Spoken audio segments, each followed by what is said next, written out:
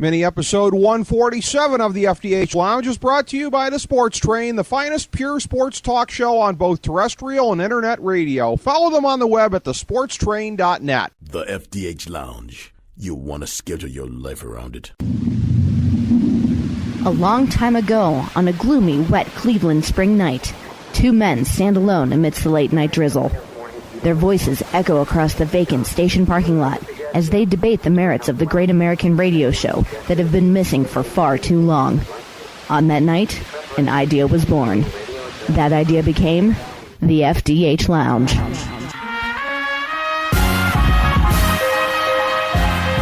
Welcome to the FDH Lounge. Welcome to part 1B of the History of SummerSlam series with Kyle Ross. Kyle Ross and yours truly, Rick Morris, coming at you here to go through the history of SummerSlam. This first block, the ones, if you will, 88 to 92. We're going to be knocking off in this one, time permitting, and I think we will be able to, 89 and 90.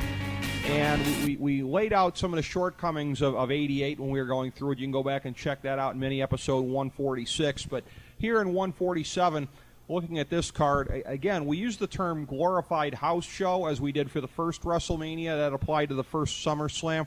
And again, SummerSlam 89, not a very program-heavy show up and down the card, but there were at least the glimmers. It was a good work rate show. There were things in there, characters I think that we connected with to a fairly decent degree watching it. So while it still wasn't up to the standards of today as far as everything is there for a good reason, there was a lot that would keep you entertained. Yeah, and, there were, unlike 88, which was completely bereft of any programs, there was a very well-built Intercontinental title match that was a huge blow-off. You had some tag team feuds underneath that were good. The Rockers, Rougeaus was a good program. You talked about six-mans in the last episode. Yeah. You had what they did on this show is they took two pretty hot feuds, Tito Santana against Rick Martel and the Rockers against the Rougeaus. Did the Rockers and Rougeaus have a pretty good program? Yeah. Okay. There was an angle, it's often forgotten, where the Rockers, and it was completely done to set up this program, the Rockers sang over their theme song, and the Rougeaus thought they were copying, and they beat them up over it. If you remember, okay. It was a pretty hot feud. If you remember, they had some really good matches on the European tour. Okay. The one in London, one in Paris. I think they both were commercially released. I've seen the one in France. I don't think I ever saw the one in London. Maybe I have. I can't remember. Mm-hmm. They're both equally as good. But you have that fused together, and you had some other stuff. Now, there were still some dogs, and what kind of, in the production notes, which I noted to you, what kind of taints the show is Zeus, his existence, It was weird because, in retrospect, they never did a Hogan-Zeus one-on-one match. Now, in retrospect, thank God they didn't, because that would have been atrocious. But if you're going to go all in like that on a feud, and they did make a big deal about that. I mean, that was their big summer feud, if you remember. Hogan, from what happens in 88, obviously, from 88, the Mega Powers break up. Hogan beats Savage for the title. There's some residual from Hogan and Savage. But Savage goes into a feud with Brutus Beefcake, who was doing the best work of his career at that point. And damning with faint praise. Yeah. Well, he actually was. He had a very good match with Randy Savage on the Saturday night's main event that set this match up. Past lounge guest, we kid. Yeah. No, he could be carried to decent matches. He could. Yeah. But the big post-Mania thing they did was the introduction of Zeus. No Holds Barred was released into theaters, which I understand they're now burying, by the way. Yeah. If I read that correctly. And Zeus came out on a Saturday night's main event when Hogan had the famous cage match against the Boss Man on Saturday night's main event and beat him up. And so, because Zeus is not fondly remembered for obvious reasons, people are like, this is the Zeus was in the main event of the show. This is kind of bad. And while it's, again, kind of an underwhelming tag team main event on the show, the undercard, particularly compared to 88, offers you a lot more here.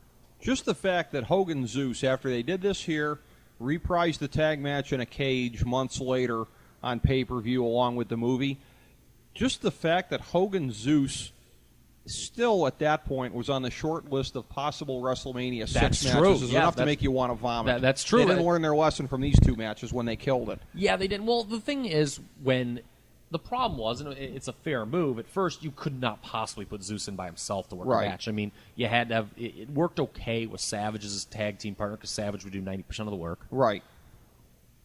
And, you gave Savage a foe in Beefcake. They had remember the scary Sherry thing on Right. Brother Love that Savage and Beefcake did. It was an okay feud, but again, those were kind of ancillary parts to the Hogan-Zeus feud, which thankfully cooler heads prevailed. They did not do it at WrestleMania 6, because that was discussed at one point. That's why you didn't have that as the headline match. They thought, by damning Vince, because no other reasonable-minded person could possibly think this, that, we could stretch this Hogan-Zeus thing out and headline WrestleMania. Oh. That would have, which, thank God, I've never been so thankful to see Jim Hellwig in a ring. Yeah. And he's, by the way, second year in a row, he's the MVP of this event, in my opinion. Really? Okay, well... I thought in '88, we talked about it, I thought that was the most memorable part of that show, him winning the Intercontinental title from the Honky Tonk Man, and him winning the title back from Rick Rude is clearly the highlight of this show. Yeah, 1602, he wins the Intercontinental title back. But in just talking about the main event for a second here, I mentioned to you off air, I found this card to be reminiscent of another time, specifically because it had Hogan at the top of the card, minus the fact that there weren't a lot of programs to the undercard. In some ways, when you're talking about the work rate on the undercard, it felt like a WCW card 7, 8, 9 years later where Hogan was on top, if you remember that, and the main events would be brutal. But the undercard stuff, because you had, the cruiserweights and everything else like that. It wasn't quite as... kick-ass. Yeah, I mean, it wasn't quite as... This was still 80s work rate, so there's a ceiling on 80s work rate versus 90s work rate. But for the time, the work rate on this show, on the undercard, was really good. Yeah, I mean, there's three of the first 5 matches, or 4 or 5 matches on the show, are very good matches. Brainbusters Heart Foundation, enough said. Yeah, I mean, it was kind of weird. I thought it was kind of handicapped somewhat by the non-title gimmick. That made no... That was kind of weird. To have a babyface team, just because it goes against the principles... Yeah. The Hearts were baby faces. It was a the Busters had just beaten Demolition, ending their long run as champions. Right before this show, like 3 weeks, and this match had already been signed. Right. And for some reason, they decided, you know what, we're going to honor a non-title gimmick. And it was weird because the Hearts didn't go over. And to me, you never have a babyface team lose a non-title match. Yeah. It's kind of weird. Now, that's not to take away from the match, because it was they were doing a lot of great stuff. It was almost, dare I say, NWA-ish. It was. Because they were given time, and, during this time period, those NWA, as it became WCW, particularly in 1990, the undercards were dominated by tag team matches. Yeah. And this was as good as most of those. I thought this was a 4-star match, Hearts and Busters. Brett in his book said he thought that the booking of this one was pretty strange. We've had both Brett and Tully. He did. He agreed with me. Yeah, we've had both Brett and Tully on the show. Brett 3 times now, so subsequently when Brett's back, we'll have to ask him about this program here, and same with Tully. The thing is, there was no reason for this to not be a title match. No, there shouldn't have been. There would have been more heat to it. It would have only helped. I mean, the Hearts shouldn't have won. Right. But if they're not going to win, might as well make it a title match. No, exactly. Kind of a throwaway, but this was the debut of Dusty Rhodes on WWF pay-per-view as he wrestled the Honky Tonk Man as he was going through the horn here. But when you're talking about the other matches on this thing that were really good, obviously we talk about the occasional swank 6-mans that you would see on these shows here. Martel, the pre-model at this show, and the Rougeaus against Tito and the Rockers. I love this match. 6 of the best workers in the company. Yeah, I mean, that's very rare that during this time period you could put 6 guys in a 1989 WWF ring and have none of them be bad. That's true. That's true. But here's what I find to be 3 3/4 stars. Here's what I find to be very odd. All right, you're not protecting. As we go back to the Honky Tonk Man, all right, he's working his way down the card. He's doing the favors back, whatever. That match gets 936. Kurt Hennig and Terry Taylor get 321. In what universe should Dusty Rhodes? Taylor got hurt. Taylor gets hurt. Okay. At least that's the story. I mean, I'm not a physician. My bad. I am not a physician. Because there's guys that could go 15 minutes and go MOYTC possibly, but that's... Well, not with that Red Rooster gimmick. No, not with the Red Rooster. No, the gimmick was limiting, but Terry Taylor was an excellent worker. He was. Kurt Hennig, I believe the story is... And if you watch, because they do end it very abruptly, they're going pretty fast-paced. All right. They go out of the ring. I think Taylor blew out his knee in that match, which is why it was short. Right. Taylor blew out his knee and was really never the same, I don't think, to be honest. So that's why. Because if you watch it, he it's like over, like really quick in the blink of an eye. Okay. But Dusty Honky still, that was a glorified squash. Right. And Honky, lost the title the previous SummerSlam, had basically spent the entire year doing jobs back for everybody in the promotion. So, so it made sense. It got Dusty over, and Honky still had kind of a name. You explained the booking on that to me. The only other question I have on any other match of any note, 627, why does Ted DiBiase defeat Jimmy Snuka by countout? Why does Jimmy Snuka have to be protected at this point? Snuka was kind of... First of all, maybe people do say this, but I don't think it's said enough. Jimmy Snuka's second WWF run was hideous. It was. He was bad. But I think the reason they did count out here, and again, we talk about in 88 not doing programs. The DiBiase's big program was with Jake Roberts, but Jake, I can't remember if he was injured or was in legal trouble during this time. Legal. Okay. And so he wasn't around. If you remember, they had DiBiase injure him in the spring of 89. Right. And Jake came back a couple months after this, because DiBiase even says something to Jake Roberts, like, I ran Jake Roberts out of professional wrestling, or it's before this match. But Snuka had come back post-WrestleMania. So this is to answer your question. He'd come back post-WrestleMania, and they thought, Jimmy Snuka was a huge star in like 84, 83, 84, 85, that period, the early 80s. They're like, oh, he's going to be a big name. And it became pretty obvious pretty early that he wasn't very good anymore, that drugs had taken their toll. They also booked him like just another guy. That's part of it, too. Well, I mean, again, he got...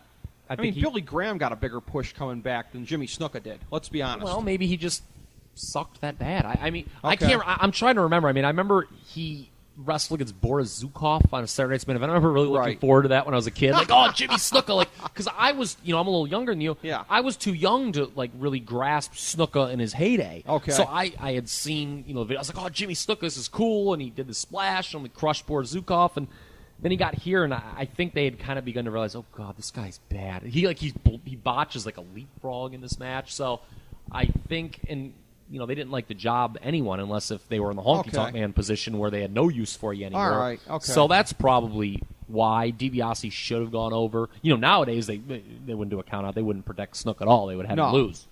Greatest thing ever, and backing up a little bit here, after Snuka left, a couple months later or whenever it was, they did a thing. The Superfly music comes on.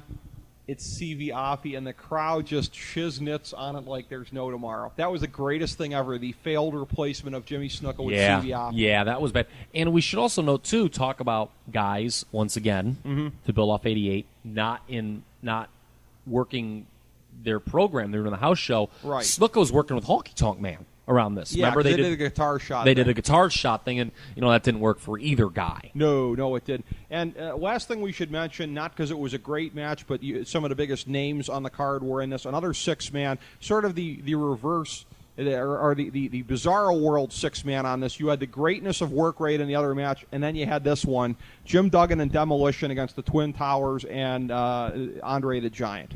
So yeah, this was sort of residual. Andre, if you remember, had thrown the chair in to the Brainbusters on Saturday Night's Main Event. Okay. To cause and that's what they're building up. Jim Duggan was King Duggan at this point. That's right. And the Twin Towers were just an ancillary part. They were just thrown in. I remember when I was a kid, it was kind of cool, like three really fat guys on a team. And this is when Duggan was working the program with Andre, right? After he knocked him out with the 2x4? No, that was the year previous. All right. Jim Duggan had no direction. He was the king. He had beaten Haku shortly after WrestleMania, and it was a total transition thing. He would lose to Savage in a very forgotten program after this. But he was kind of just in his usual mid-card purgatory. The Twin Towers were obviously a big thing earlier in the year, feuding with the Mega Powers, but once, the Mega Powers broke up, they kind of had nothing for him to do. Right. And Akeem was, they were kind of trying to figure ways to siphon Akeem off, I think. Yeah.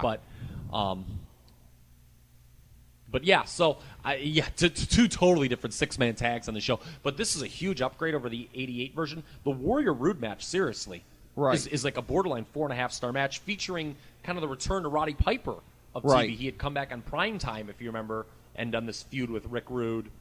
and he shows up here, moons Rick Rude. Yeah. We can talk, and this is Warrior's first of like only 3 great matches he ever had, but this is when the Intercontinental title meant something. Right. Rude wins it at WrestleMania. Well, it's obvious he cheated. You have to do a big rematch. This is exactly how you build a title match blow-off program. Exactly how. Yeah, that is how. So, anything further on 89? The fact that it was an excellent undercard that kind of came to a screeching halt in the main event? Yeah, your boy Ron Garvin made a bunch of unfunny jokes as ring announcer. Well, Ron Garvin's... I don't want to hear anything. You can't... Ron Garvin sucked in the WWF. He was booked poorly. I'll admit that. He sucked. He sucked. He was booked very poorly. He was done no favors by the vengeful booking. Let's just put it that way. Yeah, because I'm sure they were all the money they were losing during the Ron Garvin title reign. Yes, I'm sure Vince was very upset about that. Hey, Vince went out of his way to screw the Ron Garvin title defense at Starrcade '87. That's how much he feared having Ron Garvin on top of the other promotion.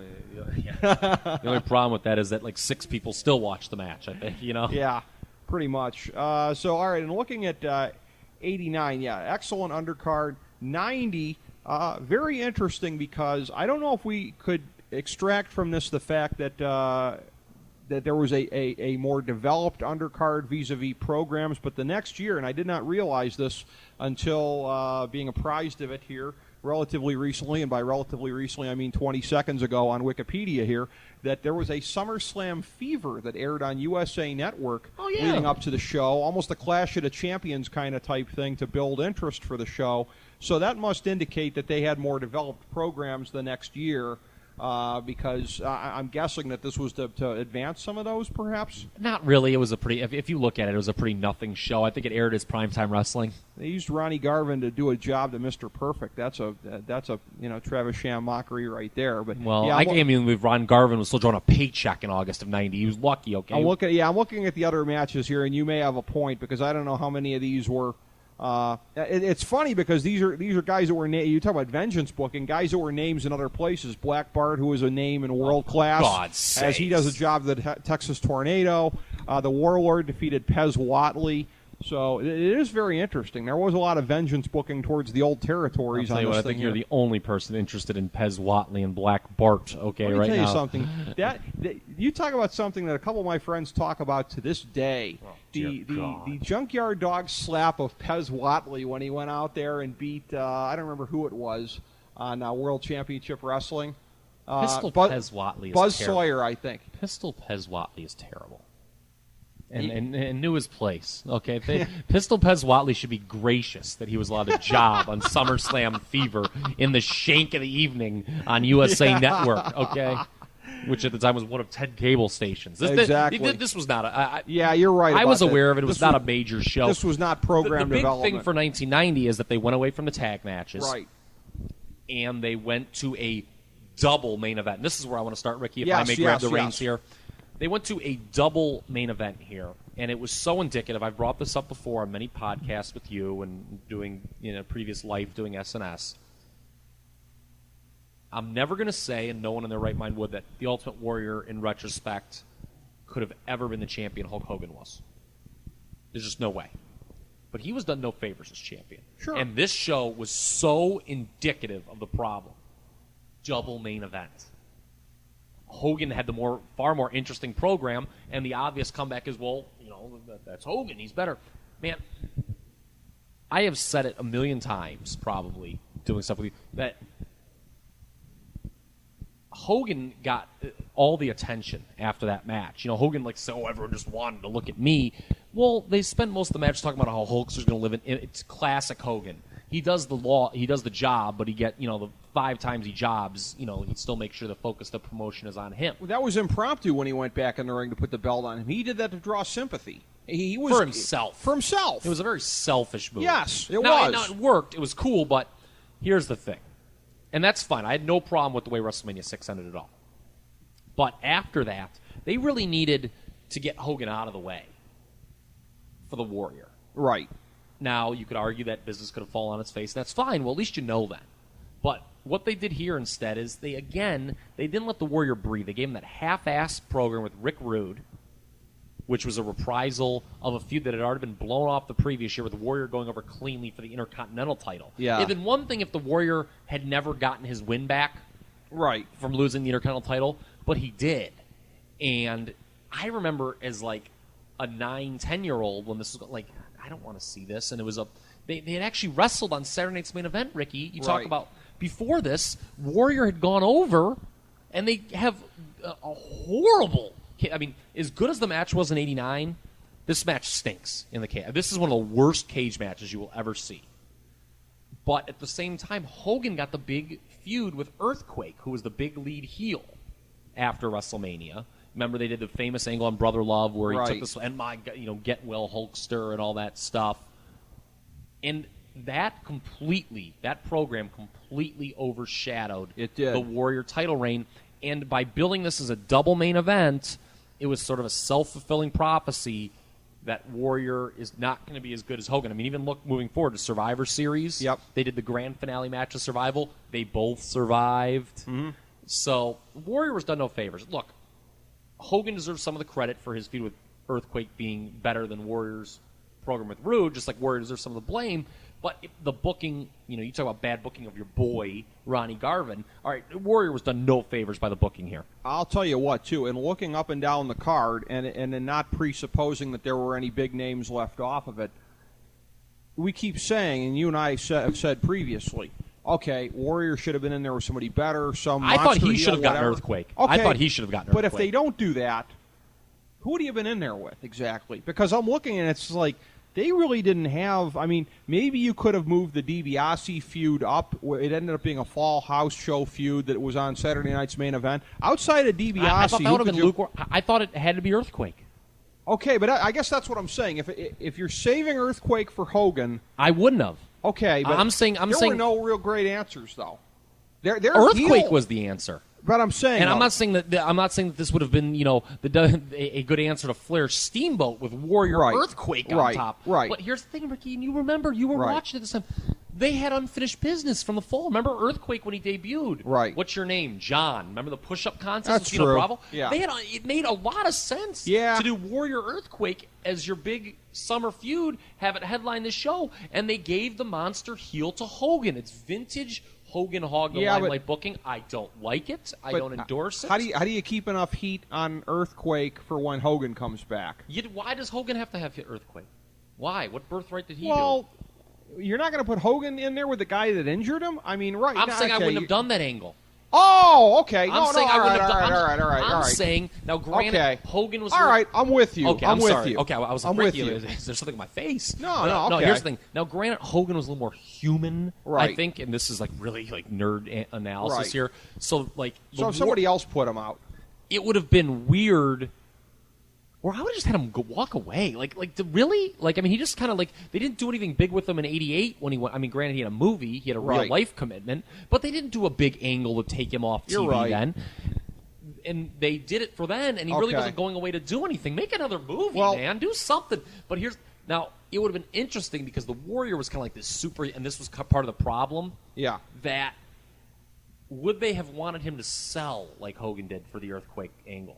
Probably not. No, and here's but the thing, wouldn't it have been cool? Like, whoa, the Warrior's been put down. He's not going crazy anymore. Well, how would you have done that and still had the 30-day rule for the champions? With Hogan, Jesus Christ. It was, I mean, for God's sake, Ricky, are you going to call me Stu Sachs for bringing that up? Yes, really. All right. Really. Well, just in terms of kayfabe, how badly could you injure him and have him still be there for SummerSlam? But here's the thing, too. I'm going to bring this up.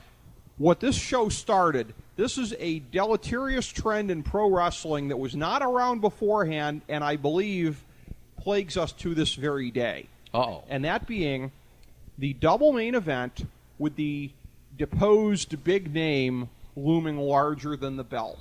You didn't really have that by and large in wrestling. I mean, even Bruno Sammartino, when he would make his times coming back, whatever. Okay, him and Zbyszko headlined the third Shea Stadium show. I'll give you that. But Bruno Sammartino wasn't looming over the back of Bob Backlund. Now, a couple of them collectively did. They would bring in Bruno and Andre and whatever. But, I mean, once Hulk Hogan didn't have the belt, like you said, they didn't see it. You didn't see it in '88. The focus of the promotion did not shift off of it. Well, in '88, it was not an issue because he was soldered to Randy Savage. All right? SummerSlam, Survivor Series, whatever. You didn't see Savage without seeing Hogan.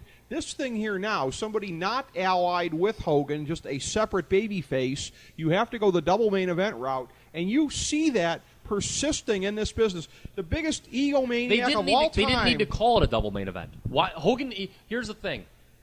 Let's say they don't listen to me and they still do this thing as is. It is the elephant in the room, though. That Hulk you don't Hogan need is to going enforce to be considered it. You don't need main event. You don't need to reinforce. I guess you're right because Vern Gagne, the egomaniac that he is, retiring with the AWA World Heavyweight title. Geez. But here's my point. When he came back in the 80s and would tag with Greg Gagne against Sheik Adnan Al-Kaisi's stable, that was not a main event.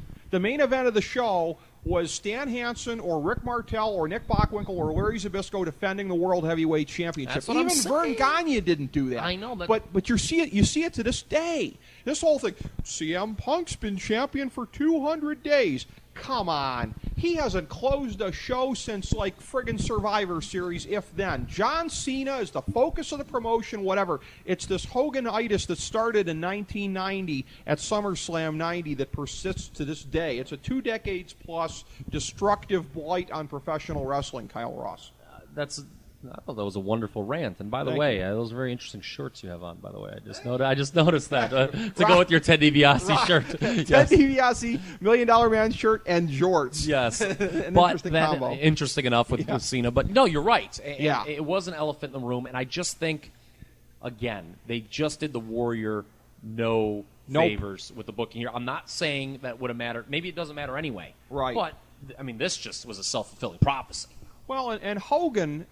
And this is a thing where, okay, they were trying to milk it probably again for the house shows. He wins by countout?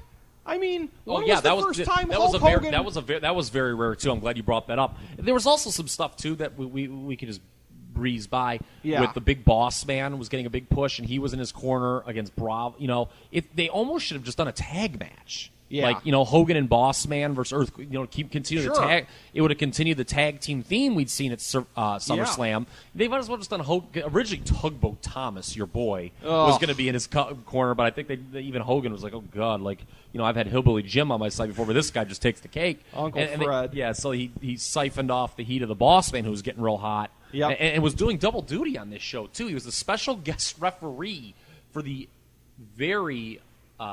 underwhelming Jake Roberts Bad News Brown match, the old snake sewer rat versus the sewer rat situation. Yeah, this was particularly when you look at the main event heel side. This was a thin period for the WWF in a boom period here. You just didn't have a lot. The fact that Boss Man was pulling double duty, the fact that Earthquake was like the only viable main event heel at this time, it didn't last long. But SummerSlam 90 was a period where it was like, based on guys that they'd already killed. The Warrior, here's the thing, too, after the show, yeah, he had no one to feud with. You talk about, that was weak. The thing with DiBiase, that was weak. All he was doing was the 6 mans with the Road Warriors against Demolition. Yeah. That was like the fall program. Yeah, and then they kind of started a thing with Randy Savage, which... was never even a pay-per-view match. Savage just cost with Slaughter. Right.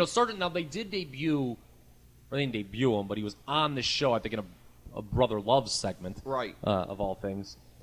That he was going to be the big new fall heel. Right. That they built toward. So I think he was on this, and that was at the time that was considered very questionable by Vince McMahon. Yeah. Considering they had just started, I believe it was Desert Shield at this point as opposed to Desert Storm. Yes. So they were going in that direction. I have my military timeline now. Yes, you are correct about that. Shield. So it was pretty offensive and pretty tasteless and. Yep. In retrospect, pretty bad. Yeah, it was all of those things. Randy Savage, Dusty Rhodes, that was the blow-off of their feud, and the start of the Dusty Rhodes DiBiase feud when DiBiase bought Sapphire. That was bad. Yeah. That didn't work.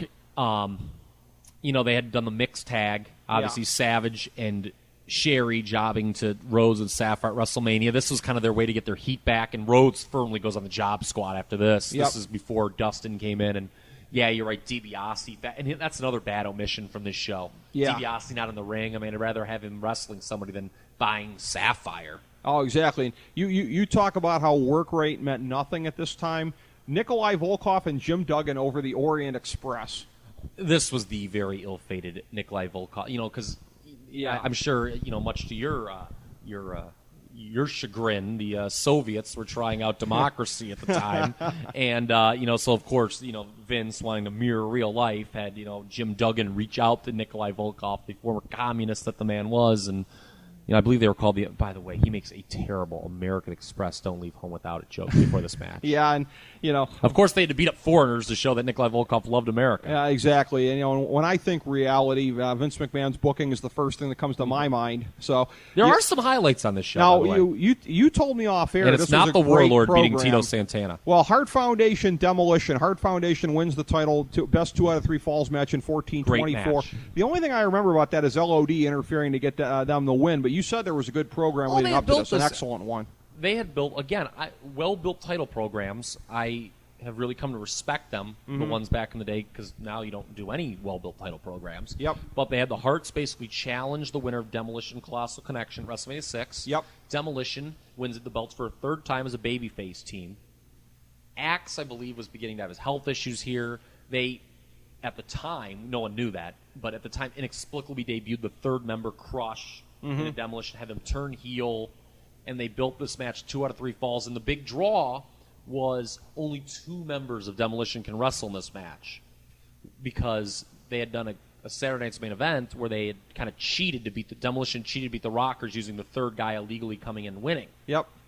So in the third fall, I liked this match a lot. Was the WWF billing it as Freebird rules, where only 2 of the 3 could defend No, they the did belts? not bill it. Now, they weren't calling it that, but basically that's what it was. Yes. But they were doing first of all, I didn't like how they claimed you couldn't tell the Demolition members apart. That led to the incredibly awful masked Demolition idea. But they were doing a cool thing where they were switching under the ring. Axe comes out in the third, because it was Smash and Crush that worked the balance of the match. Right. Axe comes out in the third fall. They're doing the old switcheroo on him. LOD, like you mentioned, who had just signed, comes in, helps the Hearts win to what was supposed to kick off what was supposed to be a dream program between the LOD and Demolition. Didn't really turn out that way, because Demolition was just kind of done. People still wanted to cheer for them. I remember being mad when they turned heel. I remember being like, I still like Demolition. Why am I supposed to boo them? See, but that, again, I never had much regard for them as an NWA guy. I was all about the Road Demolition Warriors. a lot. No, I was all about the Road Warriors. But the one thing, and this was very jarring, the dynamic of that feud was so weird. That the Road Warriors are the guys coming in from the outside and saying, "You ripped us off." And that had to be very confusing for all the mouth-breathing WWF fans at the time. You're like, what are you talking about? We never heard of these guys, but Demolition's been here for 3 years. Well, very odd dynamic. I think it was because there were certain exceptions made. Now, granted, we'll talk when we get to 91. I know you'll complain about this again, but, the Flairs, the Road Warriors, there's certain guys that even Vince in this time period would kind of give a nod to. It's like, okay, we can't pretend no one knows who this is. Okay. Oh, the Road Warriors, I think, were on that very short list.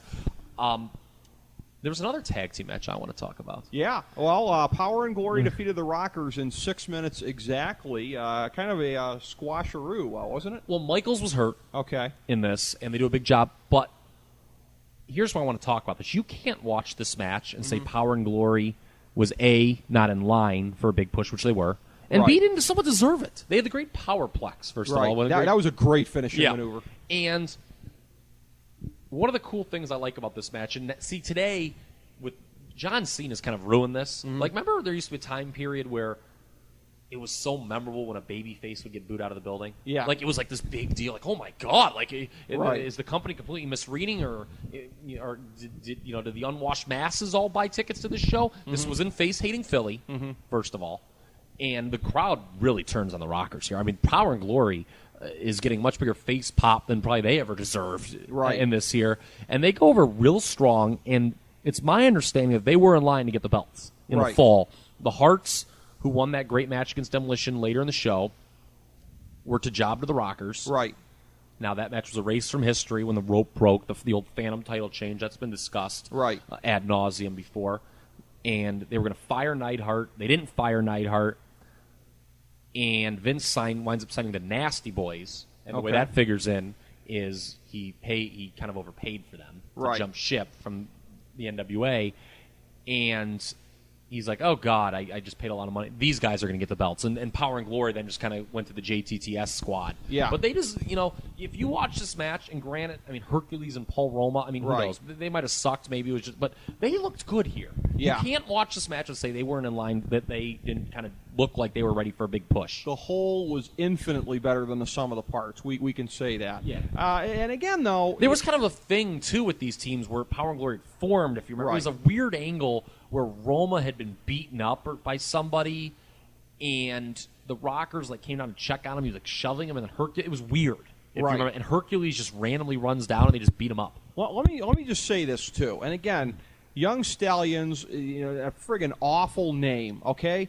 But him and Powers, again, they were JTTS, but they could work fairly decently well. And Roma's tag team with Paul Orndorff later in WCW, and Arn Anderson, not bad. That was I hated Paul him. Roma. I didn't like him. I hated him in the Horsemen, but I liked him in Paul Orndorff. That was the thing. There was a lot of stench attached to Roma at the time because he had been miscast as a Horseman. But I mean, if you just look at the tag teams he was in, none of them are awful. No, and and granted, Hercules was badly in need of a fresh coat of paint at that point. I mean, he had completely been exhausted as a babyface. Right. But it worked okay. I mean, it was, like I said, they had a cool finishing move. The name was kind of cool. There's a guy that kept finding a way to reinvent himself. Here he was in 1990 and had that. 2 years later, he's got a mask on as Super Invader and ends up winning PWI Rookie of the Year. A buddy of mine, Shad Repack, claims that he was not Rookie of the Year that year. I think he saw. I don't know if he was looking. I think he. Interesting. Yeah, I don't know. I may have to take this up with the Metal Maniac. Okay. I'll have to go to an indie show sometime and look up the Metal Maniac and argue with him. Maybe the metal. Yeah, it goes to show never believe anything from him. Yeah. The one other match we didn't talk about here, we alluded to it during the previous mini episode here. Okay, good. That Brutus Beefcake displaced in a storyline in 1988 from the Intercontinental title match, displaced by an act of God from the storyline in 1990. A parasailing accident, as I understand it. Brian Blair was there. Yes, on Killer Bees fame. Yes, Independence Day, 1990. Again, some woman's knee came into his face from 50 feet away or something like that, and shattered every bone in his face. Yeah, I mean, that's obviously a lot of people know that about Beefcake's face, and this basically ruined his career. Harley Race never did that much damage to anybody with the high knee lift. Yeah, really. Gee, come on now. But that essentially ruined his career. Yeah. He came back and worked, in '93 with Hogan. But he after this, he essentially was a Hogan lackey. I'll tell you what, and his WCW run was atrocious. But in fairness to Beefcake, who, like Harley Race, is a past lounge guest, in fairness to him, I'll tell you what, he had really improved by this point. Exactly, and the amount of pain that anybody would be in after having anything like that happen. Let me tell you something. In all humility, and I'm not a guy given to the substances, I think I would be causing an anthrax scare in a phone booth if I had that level of pain visited on me. But he had gotten a lot better. Beefcake, it was he'd improved. You kind of feel bad for the guy because he was supposed to go over here. Right.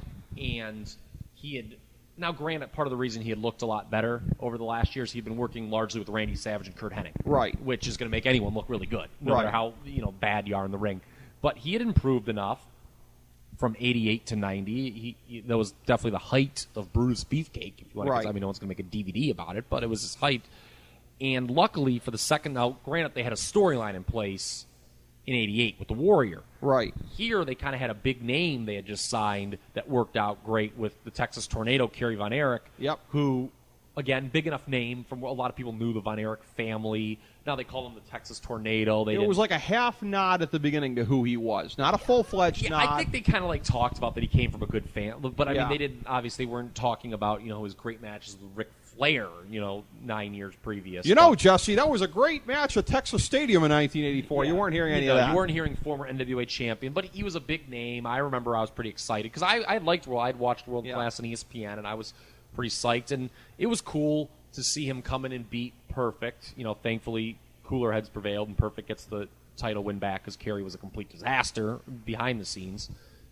A few months later, Hennig wins the belt back, but this worked okay. It was a real short match too. I mean, Henning really put the Tornado over. 5:15. It was real that short. one there. Yeah. So two big names though, two former world champions. They were two big names. I think that's about it for the card. I mean, not as good as 89, not as bad as 88. I'll be honest with you. I think this is one of the worst SummerSlams too. I was prepared. The two of the first three, 88 and 90, are probably your two worst SummerSlams. This one's downright program-rific compared to 88, though. Does it get any points for that? Because of the tag title match, I'll give it the nod over 88. Okay. Because the tag title match is very good. It's like a 3.5, 4-star match in that range.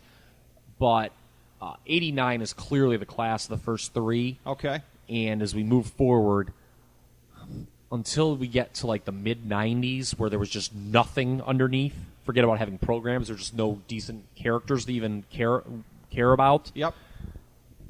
This is one of the worst summers. This was a bad time. 1990 was a bad year. Let's end this one with me giving you a good laugh here. I was just reading in one of the online dirt sheets, I think it might have been Lords of Paste, an interview with, I believe his name is Nelson Frazier, the former Viscera, the former Mabel, etc., claims that he would have won at SummerSlam 95 except for that darn click getting in Vince's ear. Your thoughts? More on that in a later podcast. The look of exasperation on your face is awesome. And with that, we bring it around. Thank you for tuning in to mini episode 147. As we bring the show to a close, we would like to extend our deepest gratitude to NBC, CBS, ABC, Fox, all Clear Channel affiliates, TNT, TBS, USA, UPN, Deadspin.com, YouTube.com, YTMND.com, MySpace.com, various blogs, Fox News, CNN, CNBC, MSNBC, IamBoard.com, Billboard.com, Google.com, ESPN, ESPN2, ESPN News, ESPN Classic, NBA TV, NFL Network, Sports Time Ohio, Athlon Magazine, Comedy Central, Cartoon Network, The Boomerang Channel, QVC, BET, The Spice Channel, Steno Notebooks, Manwich, Papermate Office Supplies, waitresses, strippers, bartenders, garbage men, janitors, microwave popcorn, the writers of The Office, Scrubs, Entourage, My Name is Earl, Oz, Metalocalypse and the Boondocks, Aquafina, and the Periodic Table of Elements.